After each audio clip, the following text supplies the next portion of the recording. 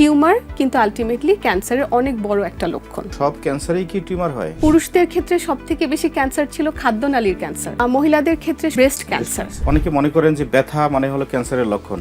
আসলে কি ক্যান্সার হলে ব্যথা হয়? যে কোনো উপসর্গ যদি কোনো রোগীর 2 থেকে 3 সপ্তাহ স্থায়ী হয়, সেই ক্ষেত্রে দ্রুত চিকিৎসকের কাছে যেতে হবে। রেডিওথেরাপি দিলে চুল পড়ে যায়। রেডিওথেরাপির যাত্রাটা আসলে একটা লং জার্নি। এখানে আসলে রোগীদের সাইড ইফেক্ট হয়, যৌন ক্ষমতা লোপ পায় কিংবা প্রজনন ক্ষমতা লোপ পায়, সন্তান হয় না, এরকম কোনো বিষয় আছে?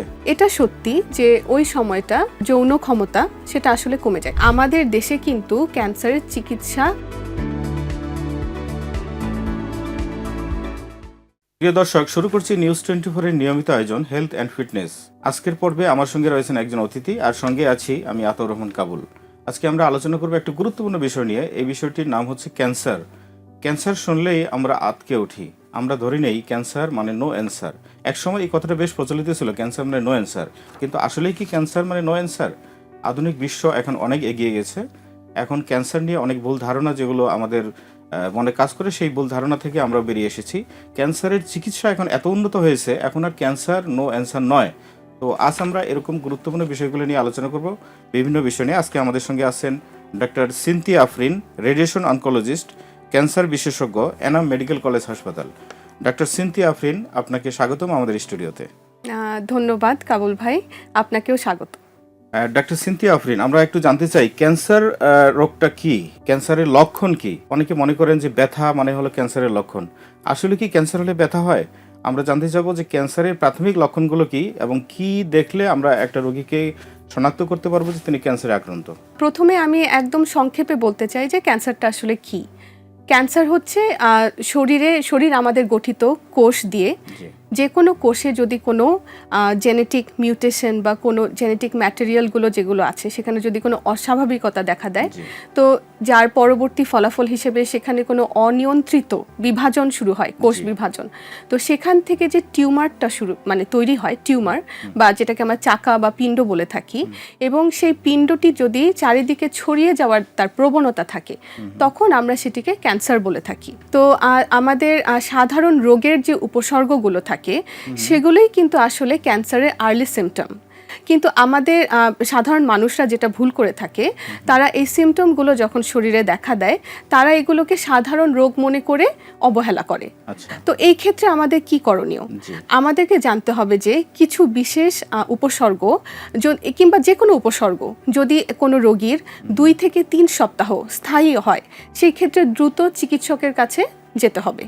এবং সেই ক্ষেত্রে আমাদের যে সিমটমগুলো সব থেকে বেশি কমন ক্যান্সারের ক্ষেত্রে আর্লি সিমটম, যেমন রোগী ডায়েট করছে না বা তার কোনো অসুখ হয়নি কিন্তু তার ওজন হ্রাস পাচ্ছে। ডায়েট করছে না মানে ক্ষুধা কমে যাচ্ছে? ক্ষুধা কমে যাচ্ছে না, কিন্তু সে খাওয়া দাওয়া করছে ঠিক মতো, এবং তার সে কোনো ওজন কমানোর কোনো আর কি পদ্ধতি নেয়নি, কিন্তু তারপরেও তার ওজনটা কমে যাচ্ছে। এবং দেখা যায় যে বিগত 6 মাসের মধ্যে তার যতটুকু বডি ওয়েট তার মধ্যে 10% কমে গিয়েছে, কোনো কারণ ছাড়া। তো এটা একটি আর্লি সিমটম। আবার আমরা যদি দেখি যে কোনো রোগীর কোনো কাশি হচ্ছে এবং কাশি তার 2 সপ্তাহের বেশি বা 3 সপ্তাহের বেশি স্থায়ী হচ্ছে, এবং কাশির সাথে হয়তো বা রক্ত যাচ্ছে, সেই ক্ষেত্রে এটাও আমাদের কিন্তু একটি আর্লি সিমটম। এছাড়া ধরেন যে আমাদের যে পায়খানা প্রস্রাব করার যেটা নিয়ম, সেখানে যদি যে কোনো পরিবর্তন আসে, যেমন একবার ডায়রিয়া হচ্ছে, একবার কোষ্ঠকাঠিন্য হচ্ছে, বা অনেক দিন ধরে ডায়রিয়া হয়ে যাচ্ছে, অনেক দিন ধরে কোষ্ঠকাঠিন্যর সমস্যায় একজন রোগী ভুগছেন, অবশ্যই 2 থেকে 3 সপ্তাহ পার হলে সে ব্যাপারে আমাদের সতর্ক হতে হবে। সেটিও একটি হতে পারে ক্যান্সারের আর্লি সিমটম।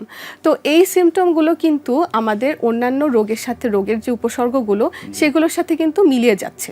তো যার ফলে রোগীরা কিন্তু ক্যান্সারের যে আর্লি সিমটমগুলো সেগুলো ধরতে পারে না। সেই ক্ষেত্রে অবশ্যই তাদের সচেতন হতে হবে যে কোনো উপসর্গ তাদের শরীরে যদি 2 থেকে 3 সপ্তাহের বেশি হয়, তাহলে সে অবশ্যই একজন চিকিৎসকের সাথে পরামর্শ করবে। কোন ধরনের ক্যান্সারে বাংলাদেশের মানুষ বেশি আক্রান্ত হচ্ছে?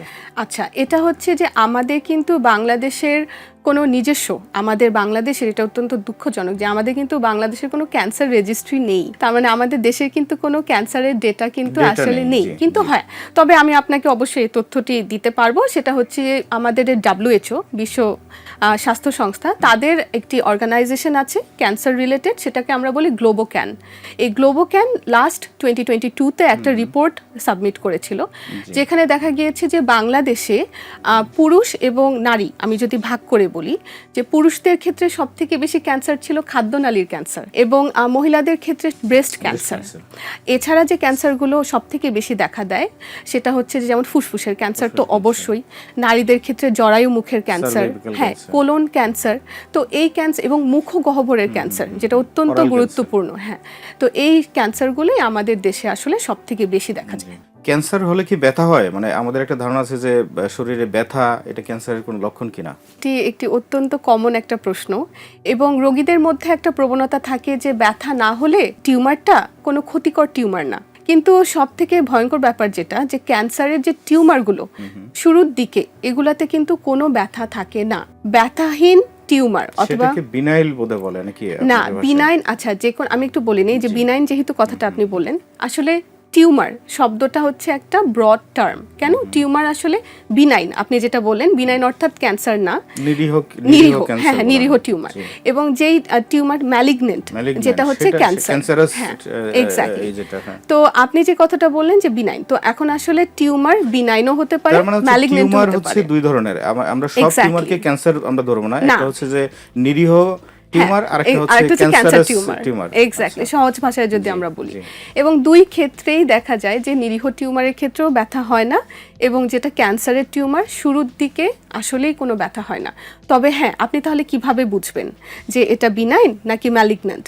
তাহলে আপনি এভাবে বুঝবেন যে সেই চাকাটা যদি সময়ের সাথে সাথে দ্রুত বাড়ছে, সাইজে বাড়ছে, আকৃতিতে বাড়ছে, সেখানে হচ্ছে যে সে দ্রুত ছড়িয়ে পড়ছে, এটা হচ্ছে ক্যান্সারের লক্ষণ। যখনই টিউমারটা আকারে বড় হতে থাকবে এবং তার উপরের চামড়া বা তার স্কিনের মধ্যে কোনো পরিবর্তন আসবে, তো তখনই আমরা বুঝবো যে না, এটা কিন্তু সেই বিনাইন বা নিরীহ টিউমার না, এটা আসলে ক্যান্সার বা খারাপ টিউমারটা।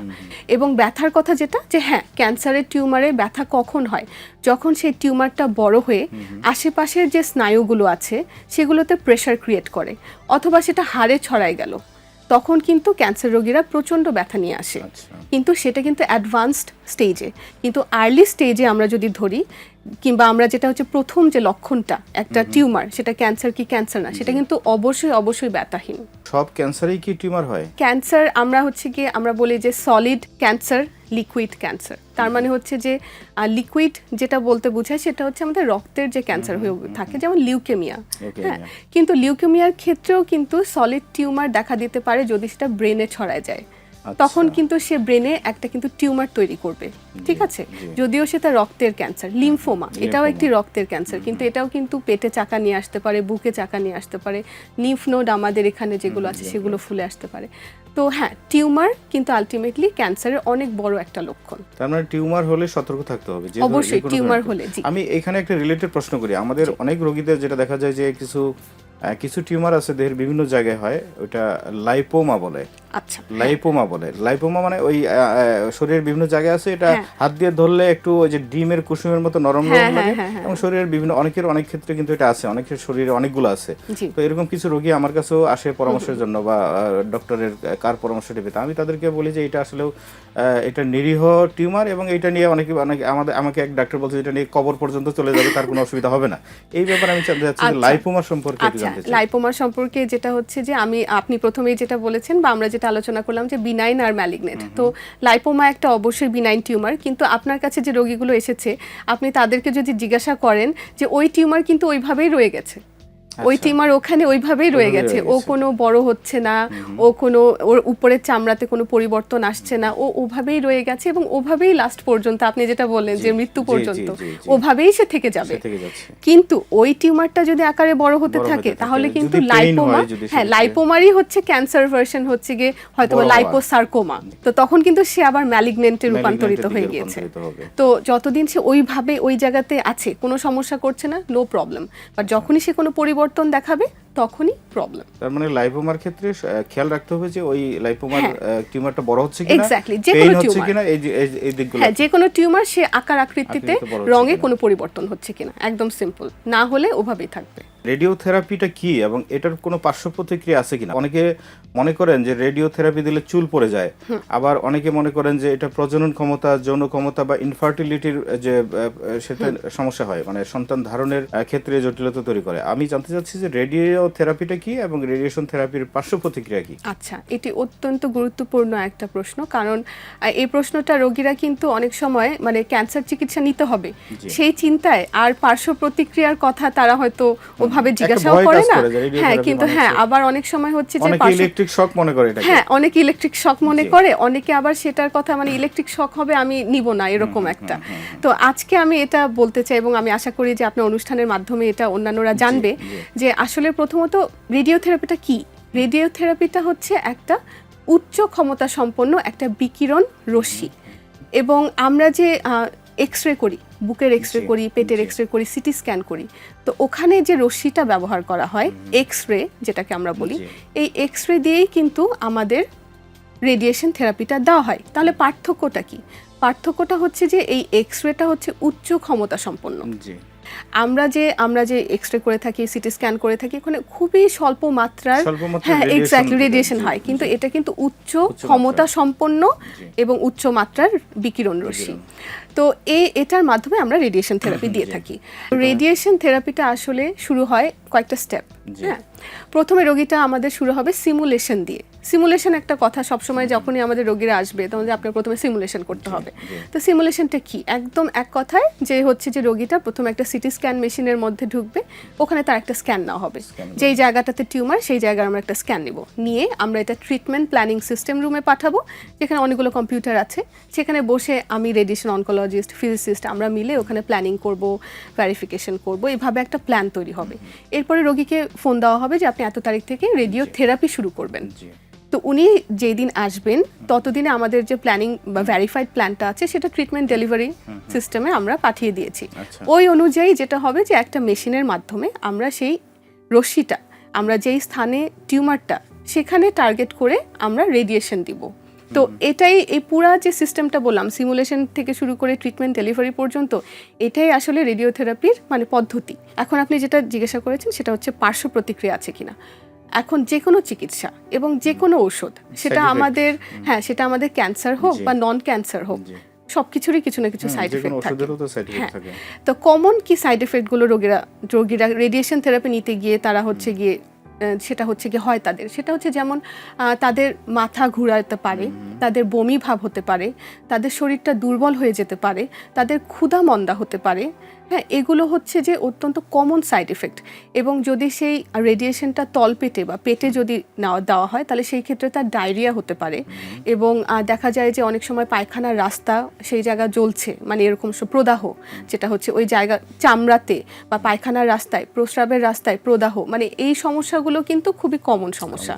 এবং গিলতে সমস্যা হওয়া, হ্যাঁ, বা তার মুখে শুষ্কতা হয়ে যাওয়া, তো এগুলো হচ্ছে খুবই কমন রেডিওথেরাপির সাইড এফেক্ট। কিন্তু এগুলো কিন্তু সময়ের সাথে সাথে রেডিয়েশন থেরাপি শেষ হওয়ার পরে আবার রিভার্স করা যায়, ওভারকাম করা যায়। পরামর্শগুলো তো নিশ্চয়ই আপনারা রোগীদেরকে দেন। অবশ্যই, উনি যেদিন থেকে ট্রিটমেন্ট নিতে আসবে সেই দিন থেকেই তাকে কাউন্সেলিং করা হবে এই পার্শ্ব প্রতিক্রিয়া সম্পর্কে, এবং এই পার্শ্ব প্রতিক্রিয়াগুলো হলে প্রতি সপ্তাহে তাদের সাথে কিন্তু আমাদের ফলো আপ দেখা হচ্ছে। তো তার যা যা সমস্যা সেই অনুযায়ী আমরা ওষুধ দিয়ে দিচ্ছি, সেই অনুযায়ী আমরা ট্রিটমেন্ট বলে দিচ্ছি, সেই অনুযায়ী সে ওগুলোকে আসলে ট্রিটমেন্ট, আসলে রেডিয়েশনের যাত্রাটা মানে রেডিওথেরাপির যাত্রাটা আসলে একটা লং জার্নি। হ্যাঁ, তো এখানে আসলে রোগীদের সাইড ইফেক্ট হয়, মনোবল ধরে রাখতে হয়, সেগুলোকে জয় করে আমাদের ট্রিটমেন্টটাকে কিন্তু শেষ করতে হয়, এবং শেষ করার পরে আস্তে আস্তে যা সমস্যা সে ফেস করেছিল সব আস্তে আস্তে রিভার্স করতে থাকে এবং সে ভালোর দিকে চলে যায়।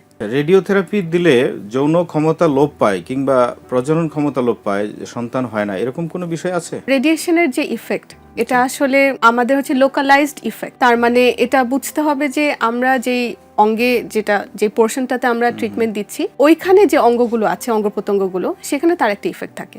একটা রোগী ব্রেস্ট ক্যান্সারের রোগী, তার আমরা হচ্ছে রেডিয়েশন দিচ্ছি বুকে, তাহলে কিন্তু তার যৌন ক্ষমতা অথবা যেটা বললেন যে হচ্ছে প্রজনন ক্ষমতা, সেটা কিন্তু ব্যাহত হওয়ার কোনো ঝুঁকি নেই। হ্যাঁ কোনো ঝুঁকি নেই। কেননা কারণ আমি এটা বলেছি এটা একটা লোকালাইজড ট্রিটমেন্ট।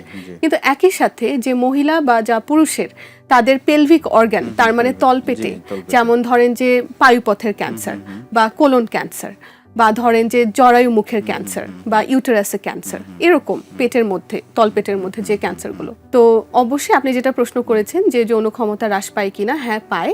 এটা শুধুমাত্র ওই অর্গানে বা ওই জায়গাটাতে। ডক্টর সিনথিয়া আফরিন, আমরা আসলে ক্যান্সার থেকে বাঁচতে চাই, এই জন্য আমরা সতর্ক হতে চাই। এখন মানুষ অনেক সচেতন। আপনি আমাদেরকে বলবেন যে ক্যান্সার কারো হয়েছে কিনা এটার কি কোনো স্ক্রিনিং আছে, অর্থাৎ শনাক্ত করার আগে কি কোনো পরীক্ষা নিরীক্ষার কোনো ধাপ আছে? সেটা কোন বয়সে কি ধরনের পরীক্ষা করতে হবে, আপনি যদি এই বিষয়ে কিছু বলতেন। আচ্ছা, ধন্যবাদ প্রশ্নটির জন্য।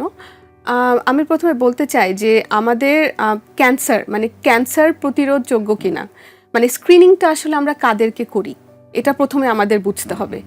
স্ক্রিনিংটা আসলে যে সমস্ত মানুষের কোনো উপসর্গ নেই, মানে আমার আপনার মতো ধরেন কোনো উপসর্গ নেই, সুস্থ মানুষ, আমরা স্ক্রিনিং করব। এটা কিন্তু কোনো রোগী যার কোনো উপসর্গ আছে, রুটিন চেকআপ, হ্যাঁ রুটিন চেকআপ, আসলে স্ক্রিনিংটাকে রুটিন চেকআপের অন্তর্ভুক্ত করা গেলে তো অবশ্যই ভালো। তবে স্ক্রিনিং কিন্তু সব ক্যান্সারের অ্যাভেলেবেল নাই। আমাদের বর্তমানে মোটামুটি 4-5টা ক্যান্সারের স্ক্রিনিং টুল আমাদের হাতে আছে। যেমন সব থেকে কমন, যেমন আপনি সার্ভাইকেল, যেটা জরায়ু মুখের ক্যান্সার, এবং ব্রেস্ট ক্যান্সার, এবং কোলন ক্যান্সার, এবং একই সাথে লাং ক্যান্সার আসলে করা হয়, এবং প্রোস্টেট ক্যান্সারের ক্ষেত্রেও। তো এই যে 4-5টা ক্যান্সারের কথা বললাম, এগুলো কমনলি কিন্তু স্ক্রিনিং টুল আছে। তার মানে যে সমস্ত মানুষের শরীরে এই ক্যান্সারগুলোর কোনো উপসর্গ নেই, তারা একটা বয়স থেকে শুরু করবে স্ক্রিনিং। তো এখন বয়সের ব্যাপারটা, এটা আসলে ক্যান্সার টু ক্যান্সার ভেদে। যেমন ধরেন যে একটা ব্রেস্ট ক্যান্সারের রোগী, সে তার স্ক্রিনিং কিভাবে শুরু করবে বা কত বছর থেকে শুরু করবে? সে শুরু করবে 20 বছর বয়স থেকে। 20 বছর বয়স থেকে সেলফ ব্রেস্ট এক্সামিনেশন, মানে নিজের ব্রেস্ট এক্সামিনেশন করবে, অথবা ডাক্তারের কাছে গিয়ে সে ব্রেস্টটা এক্সামিন করাই নেবে। তো নিজের ব্রেস্ট নিজেই এক্সামিন করতে পারে প্রতি মাসে, মাসিকের 5 থেকে 7 দিন পর থেকে। আর যেটা ক্লিনিক্যাল, সেটা ডাক্তারের কাছে গিয়ে প্রতি বছর বা 2 বছর পর পর এভাবে। এরপরে আসলে 40 বছরের কম যাদের বয়স, তারা আলট্রাসোনোগ্রাফি করবে ব্রেস্টের, এবং যাদের 40 বছরের বেশি বয়স তারা ম্যামোগ্রাফি করবে। তো এভাবে আসলে আমাদের স্ক্রিনিংয়ের যাত্রাটা শুরু হয় 20 বছর বয়স থেকে ব্রেস্টের ক্ষেত্রে। এবার আসি সার্ভাইকাল ক্যান্সার। সার্ভাইকাল ক্যান্সারের ক্ষেত্রে আমাদের আসলে শুরু হয় 21 বছর বয়স থেকে আমাদের স্ক্রিনিংটা। এবং 21 বছর বয়স থেকে আমরা কিভাবে করি? প্যাপ টেস্ট, খুবই একটা সবাই জানে প্যাপ টেস্ট, হ্যাঁ প্যাপ স্মিয়ার যেটাকে আমরা বলি। তো এটা আমরা সাধারণত করে থাকি প্রতি 3 বছর পর পর 21 বছর বয়স থেকে। তো এবং এটা তো নারীরা করবে, তাই না? হ্যাঁ, এটা নারীরা করবে, এক্স্যাক্টলি। জরায়ু মুখের, হ্যাঁ, যেটা আমরা হচ্ছে কি আমরা সার্ভাইকাল ক্যান্সার হচ্ছে জরায়ু মুখের ক্যান্সার, এটা নারীদের ক্যান্সার। তো অবশ্যই তারা 3 বছর পর পর এই প্যাপ স্মিয়ার বা প্যাপ টেস্ট যেটা, সেটা তারা করবে। এবং প্যাপ টেস্টের সাথে এখন এইচপিভি ডিএনএ টেস্ট, হ্যাঁ এটাও সংযুক্ত করে একটা পরীক্ষা তৈরি করা হয়েছে। এটা যদি কেউ করেন তাহলে 5 বছর অন্তর অন্তর করবে, যদি নর্মাল থাকে। তো এটা শুরু হলো 21 বছর বয়স থেকে। এরপরে আসি হচ্ছে কোলন ক্যান্সার। কোলন ক্যান্সারের ব্যাপারটা হচ্ছে যে এটাতে অনেক সময় বংশগত একটা হিস্ট্রি থাকে বা ইতিহাস থাকে, জেনেটিক, হ্যাঁ জেনেটিকের একটা আসলে জিনগত একটা ব্যাপার এখানে সংযুক্ত থাকে অনেক সময়। কিন্তু আমরা যদি সেটাকে বাদ দিয়ে যদি আমরা মনে করি যে জেনারেল পিপল, সাধারণ মানুষ, তারা 45 থেকে 50 বছর বয়স থেকে কোলোনোস্কোপি দিয়ে তারা শুরু করবে স্ক্রিনিংটা। এবং ব্যক্তি টু ব্যক্তি ভেদে আমরা আসলে 5 থেকে 10 বছর অন্তর অন্তর এই কোলোনোস্কোপিটা করে থাকি। হ্যাঁ, কিন্তু কারো যদি পরিবারে কোলন ক্যান্সারের হিস্ট্রি থাকে, তাহলে যে ক্যান্সার রোগী তার যে বয়সে ধরা পড়েছিল তার থেকে 10 বছর আগে সেই বয়সটাকে ফিক্স করে পরবর্তী মানে বংশধর যারা, তাদের স্ক্রিনিংটা শুরু করতে হবে কোলোনোস্কোপির মাধ্যমে। এটা কি পরিবারের সবাই করবে? এটা পরিবারের সবাই, হ্যাঁ যদি এটা অবশ্যই এটা হচ্ছে যে পরিবারের সবাই করবে। এবং 50 বছর থেকে কিন্তু কোলোনোস্কোপি দিয়ে স্ক্রিনিং শুরু, সেটা নারী হোক পুরুষ হোক, সবাইকে করতে হবে। জি, কিন্তু বংশগত আমি যেটা বললাম যে যদি কোনো হিস্ট্রি থাকে, ফ্যামিলি হিস্ট্রি, তাহলে আমাদের অবশ্যই স্ক্রিনিংটা আরো 10 বছর আগায় নিয়ে আসতে হবে। জি, তার মানে একটা মানুষের যদি 50 বছরে যদি কোলন ক্যান্সার ধরা পড়ে, তার ফ্যামিলির পরবর্তী জেনারেশন 40 বছর থেকে, এক্স্যাক্টলি 40 বছর থেকে মিনিমাম তার স্ক্রিনিং শুরু করতে হবে। জি। কারো যদি এখন 40 বছর বয়সে ধরা পড়লো, তার পরবর্তী প্রজন্ম 30 বছর বয়স থেকে স্ক্রিনিং শুরু করবে। কারো 30 বছরে হলে সে 20 বছর বয়স থেকে শুরু করবে, এরকম আর কি ব্যাপারটা, যদি বংশগত যদি কোনো হিস্ট্রি থাকে। আর তা না হলে সে 50 বছর বয়সে নারী হোক পুরুষ হোক প্রত্যেক 5 বছর অন্তর অন্তর কোলোনোস্কোপি করবে, স্ক্রিনিং।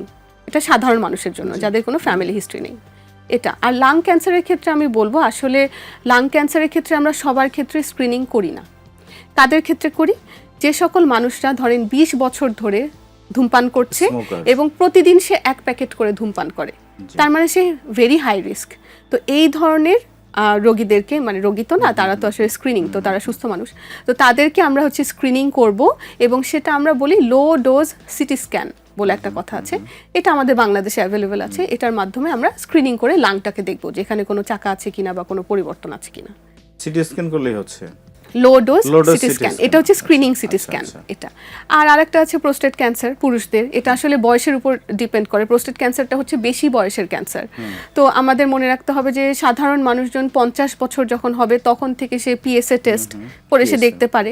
এবং যদি ফ্যামিলিতে আবার হিস্ট্রি থাকে সেই ক্ষেত্রে আসলে 40-এর পর থেকে পিএসএ টেস্ট করাটা ভালো, 40 থেকে 45 পিএসএ রেশিওর উপরে সেটা বোঝা যায় অনেকটা। হ্যাঁ, এবং ফ্যামিলি হিস্ট্রিও এখানে থাকতে পারে প্রোস্টেট ক্যান্সারের ক্ষেত্রে। না থাকলে 50 বছর বয়স থেকে আমি স্ক্রিনিং শুরু করব পিএসএ দিয়ে। তো এগুলোই মোটামুটি আমাদের স্ক্রিনিং টুল আমাদের হাতে আছে, এবং এই ক্যান্সারগুলো যদি আমরা স্ক্রিনিং করি তাহলে অবশ্যই এগুলোকে প্রতিরোধ করা সম্ভব। আচ্ছা, আপনি রোগীদের সম্পর্কে যদি কিছু বলতে চান, যে সুস্থ থাকার গাইডলাইন বা সুস্থ থাকার জন্য আপনার কি পরামর্শ, এই ব্যাপারে রোগীদের জন্য আপনি কি বলবেন? আচ্ছা, রোগীদের কাছে আমার এটা অত্যন্ত বিনীত অনুরোধ যে সকল ক্যান্সারের স্ক্রিনিং অ্যাভেলেবেল আছে আপনারা অবশ্যই স্ক্রিনিং করবেন। এবং আপনার যেটা জীবনযাপন, যেটা হচ্ছে লাইফস্টাইল, হ্যাঁ, সেটাকে আমরা যতটা সম্ভব আমরা সুস্থ রাখবো। এবং একই সাথে যেগুলো ভ্যাকসিন অ্যাভেলেবেল আছে দয়া করে এই ভ্যাকসিনগুলো নেবেন, কারণ এই ভ্যাকসিনের মাধ্যমে কিন্তু আমরা ক্যান্সারকে 99 থেকে 100% পর্যন্ত কিন্তু আমরা নির্মূল করতে পারি। আর একটা জিনিস আমি বলতে চাই যে পরিবার, হ্যাঁ, ক্যান্সার রোগীদের পরিবারদেরকে একটু বলতে চাই যে আপনারা আরও বেশি সহমর্মিতা দেখাবেন আপনার রোগীদের প্রতি। কেননা ক্যান্সার রোগীরা, আমার কাছে এটা অত্যন্ত দুঃখজনক বিষয় যে রোগীরা আসে, তারা নিজেকে অনেক অসহায় মনে করে। তো এই সময় এটা কিন্তু তার চিকিৎসার পরবর্তী ফলাফলে কিন্তু একটা ইম্প্যাক্ট করে। তো আমাদের সকলকে আসলে মানবিক হতে হবে, আরও বেশি সহমর্মিতা দেখাতে হবে। হ্যাঁ, এটা আমরা যদি মানবিক হই তাহলে দেখা যায় যে অনেক ক্ষেত্রে কিন্তু অনেক মানুষ সেই সাহায্যটা পাবে। এবং একই সাথে আমরা যদি নিজের এই সচেতনতা, নিজেদের মধ্যে যে অ্যাওয়ারনেসগুলো যদি ক্রিয়েট করি, তাহলে হচ্ছে রোগীরা ইনশাল্লাহ মানে অনেক ক্ষেত্রে ক্যান্সারকে কিন্তু প্রতিরোধ করতে পারবে। একবার যদি নিজের হেলথ যদি একবার নষ্ট হয়, এটা কিন্তু আর ব্যাক করানো সম্ভব না। মানে ক্যান্সার বা যেগুলো মরণ ব্যাধি, এগুলো যদি কখনো হয় তাহলে কিন্তু এখান থেকে ফিরে আসা সম্ভব না। এজন্য এগুলো হওয়ার আগেই আপনারা সচেতন হোক। ডক্টর সিনথিয়া আফরিন, আপনাকে অশেষ ধন্যবাদ। আমাদের নিউজ 24-এর এই নিয়মিত অনুষ্ঠানে এসে আপনি আমাদের স্টুডিওতে এসে অত্যন্ত গুরুত্বপূর্ণ পরামর্শ দিয়েছেন। আশা করি আমাদের রোগীরা, আমাদের সাধারণ মানুষ এতে উপকৃত হবে। আপনাকে অশেষ ধন্যবাদ আমাদের পক্ষ থেকে। ভাইয়া, আপনাকে অত্যন্ত ধন্যবাদ, এবং নিউজ 24-কে অসংখ্য ধন্যবাদ আমাকে এখানে আমন্ত্রণ জানানোর জন্য। আপনারা সবাই ভালো থাকবেন। প্রিয় দর্শক, আজকের পর্ব এখানেই শেষ করছি। আবারও দেখা হবে অন্য কোনো পর্বে, অন্য কোনো অতিথির সঙ্গে। আমরা গুরুত্বপূর্ণ টপিক নিয়ে আবারও আলোচনা করব, আবারও হাজির হব আপনাদের সঙ্গে। সে পর্যন্ত আপনারা সবাই ভালো থাকুন, সুস্থ থাকুন, নিউজ 24-এর সাথেই থাকুন।